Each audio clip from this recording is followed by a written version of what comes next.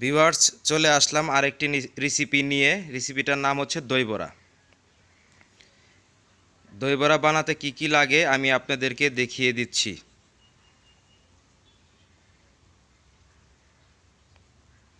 কাঁচামরিচ কিমা, ধনিয়া পাতা ও পুদিনা পাতা কিমা, কিচমিচ, আদা কিমা, কাজু বাদাম কিমা, সাথে হাফ কেজি মাসকলাই ডাউল এবং লবণ, বেকিং পাউডার, তেল। মাসকলাই ডালের সাথে আমি প্রথমে দিয়ে দিচ্ছি কাঁচামরিচ কিমা, পুদিনা পাতা ও ধনিয়া পাতা কিমা, কিচমিচ কিমা, আদা কিমা ও কাজু বাদাম। এখন এটাকে খুব সুন্দর করে মিক্স করতে হবে। 1 টেবিল চামচ লবণ দিয়ে দিচ্ছি।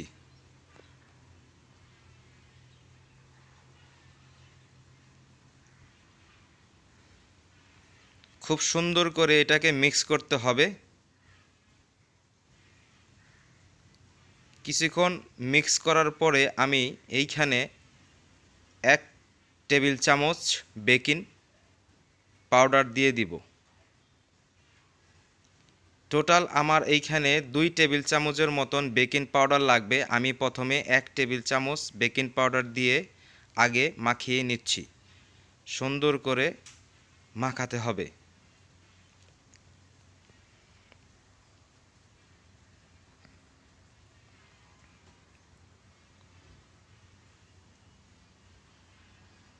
সবগুলি উপকরণ খুব সুন্দর করে যাতে মিশে যায় সেইভাবে এটাকে মাখাতে হবে।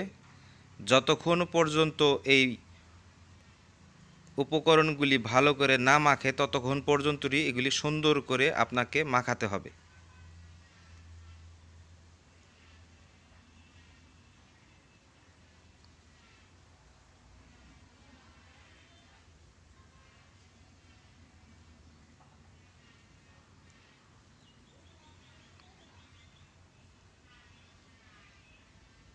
আমি আরও কিছু বেকিং পাউডার দিয়ে দিলাম। টোটাল আমি 2 টেবিল স্পুনের মতন এইখানে বেকিং পাউডার ইউজ করেছি। হাফ কেজি মাসকলাই ডাউল, সেটাকে আমি একদিন রাতে পুরো রাত ভিজিয়ে রাখার পর সকালবেলা এটাকে আমি সুন্দর করে হালকা একটু পানি দিয়ে ব্লেন্ডার করে একদম ড্রাই স্টাইলে করে নিছি। এরপরে যা যা উপকরণ লাগে সেটা তো আমি আপনাদেরকে খুবই সুন্দর করে মাখাতে হবে।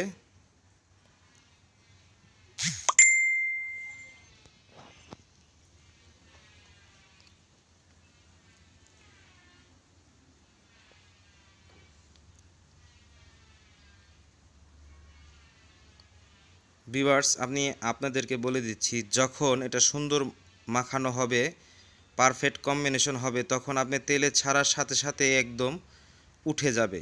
যদি ডোটা ভালো না হয় তাহলে উঠবে না। মাসকলাই ডাউল খুবই আঠালো। এটা যখন নাকি আপনি তেলে ছাড়বেন তখন নিচে লেগে যাওয়ার সম্ভাবনাই বেশি থাকে। কড়াইটা খুব সুন্দর করে গরম করে হিট করে তারপরে আপনার বসাতে হবে। ভিউয়ার্স, দেখতে পাচ্ছেন আমি যখনই তেলে দই বড়ার দিছি তখনই এটা ভেসে উঠেছে।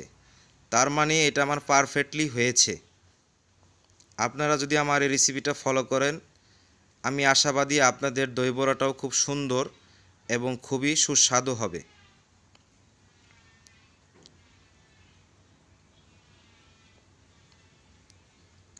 দই বড়াটা বেসিক্যালি এইভাবে বানাতে হয়। প্রথমে একটু গোল আকার আকৃতি শেপটে আনার পরে মাঝখানে ফুটো করে এরপরে ছাড়তে হয়।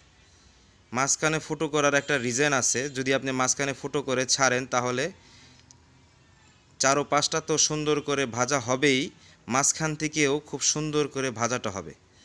এই টেকনিকটা অনেকেই জানেন না। অনেকেই শুধুমাত্র একদম গোল আকার করে তেলে ছেড়ে দেয়, যার কারণে মাঝখানটায় খুব সুন্দরভাবে কুক হয় না, ভালো করে ভেজে না এবং সফট হয় না।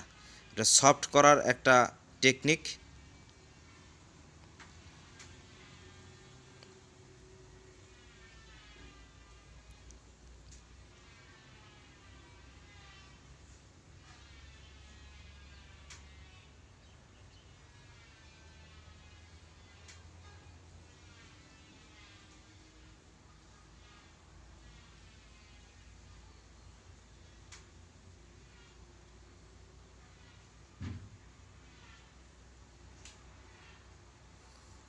খুব সুন্দর করে আলতো করে এটাকে উল্টে পাল্টে দিতে হবে।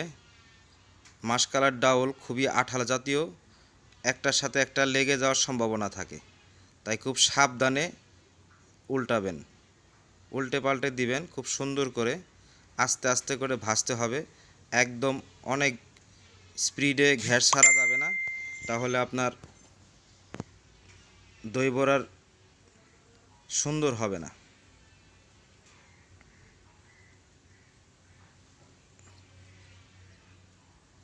এটা ভাজা হয়ে গেলে আমি একটা পাত্রে কিছুটা পানি, ঠান্ডা পানি কিংবা নর্মাল পানি রেখেছি, সেই পানির মধ্যে আমি কিছুটা লবণ দিয়ে এই দই বড়াগুলিকে আমি ওইখানে ছেড়ে দিব।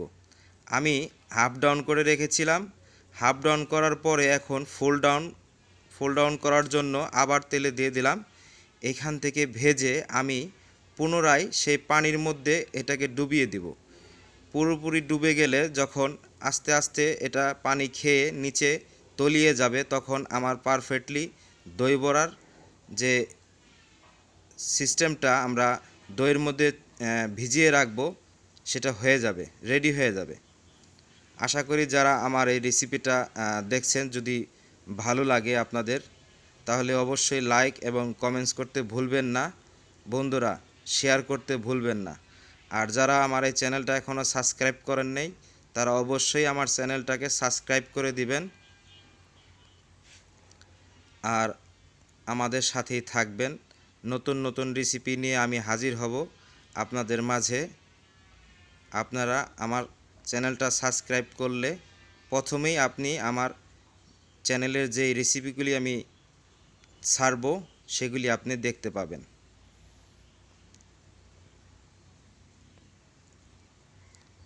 আমি এখন এই পানির মধ্যে কিছুটা লবণ দিব, 1 মুঠের মতন লবণ নিয়েছি। লবণ নেওয়ার পরে আমি এইখানে ছেড়ে দেব।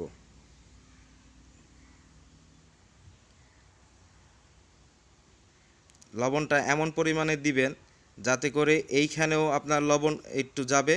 প্রথমে একটু লবণটা কম দিতে হবে, না হলে আপনার এটা অনেক লবণাক্ত হয়ে যাবে, খেতে ভালো লাগবে না। আমরা প্রফেশনাল শেফ যারা আছি, আমাদের একটা আন্দাজ হয়ে গেছে, সেই আন্দাজে আমরা ব্যবহার করে থাকি। ধন্যবাদ আমার সাথে থাকার জন্য। আল্লাহ হাফেজ।